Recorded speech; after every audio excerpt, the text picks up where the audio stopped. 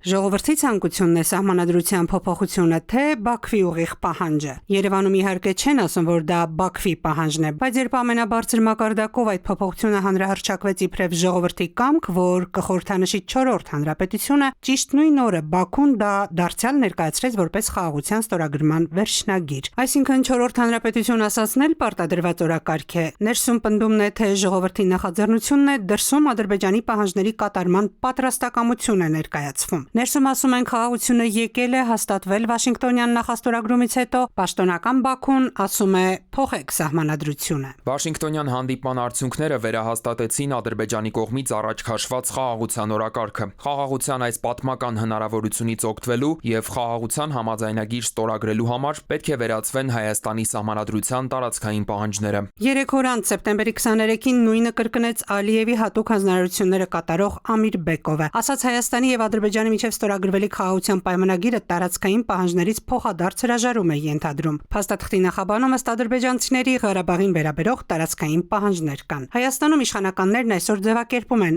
անկախ հանգամանքից նոր սահմանադրության մեջ 3-րդ հանրապետության անկախության հռչակագիրը կլինի թե ոչ, այն պատմական իրողություն է։ Նաև ավելացնում են անկախության հռչակագիրը պատմության էջերից հնարավոր չէ ջնջել։ Որևէ պատճառական կապի առկայությունը չի քննարկվել եւ չի հաստատվում այս պահին։ Մեկնաբանություն այդ մասով անել չեմ կարող։ Հիմա պատրաստական ենք փոխել սահմանադրությունը, բայց ընդամենը այս տարվա ապրիլին պնդում էինք, որ Հայաստանի սահմանադրությունում Ադրբեջանին կամ այլ երկրի ուղղված տարածքային պահանջներ չկան, եւ ավելին, հենց Ադրբեջանի սահմանադրությունն է, որ մեզնից տարածքային պահանջներ ունի, բայց մենք գիտակցաբար լռում ենք։ Մենք ինքներս Ադրբեջանի Հանրապետության սահմանադրության մեջ տեսնում ենք տարածքային պահանջներ Հայաստանի Հանրապետության նկատմամբ,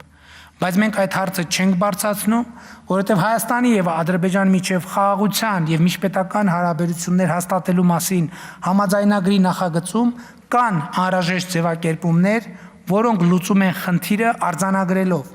որ կողմերը միմյանցից տարածքային պահանջներ չունեն եւ պարտավորվում են ապագայում եւս նման պահանջներ առաջ չքաշել։ Այժմ արդեն Երևանը հայտարարել է, որ խորհրդանական ընտրություններից հետո ընդունելու է նոր սահմանադրություն, հերքելով, թե դա Բաքվի պահանջով է արվում։ Անցած շաբաթ պատասխանելով հարցին, ինչ կլինի, եթե սահմանադրական հանրաքվեն տապալվի, Փաշինյանն այդ սցենարը հնարավոր չհամարեց։ Ասաց կարծում է, որ սահմանադրությունը կընդունվի, որովհետև նրա ձևակերպմամբ պրոցեսի հեղինակը ժողովուրդն է, իդեմս Հայաստանի Հանրապետության սնուցող մայրերի։ Թուրքիան էլ իդեպ անմասն չէ այս ակտիվությունից։ Արտգործնախարար Ֆիդանը ուղիղ կապը բարձրաձայնեց, հենց որ Հայաստանի եւ Ադրբեջանի միջև համաձայնագիրը վերջնականապես կնքվի, մենք արագ կկարգավորենք հարաբերությունները Հայաստանի հետ։ Հակամ Ֆիդանը կանխատեսեցել խաղաղության պայմանագիրը եկող տարվա առաջին կեսին կստորագրվի։ Թուրքիան վստահ է, որ վերջի խնդիրներն կլուծվեն այն առումով, որ մենք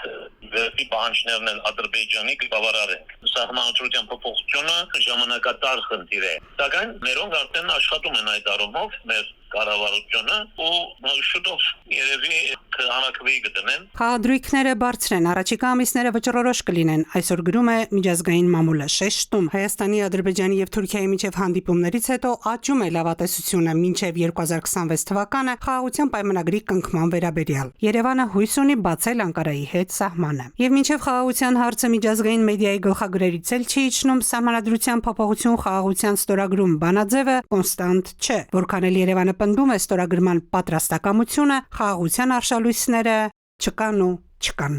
Սիրան Շուլեդյան, ժամը լրատվական։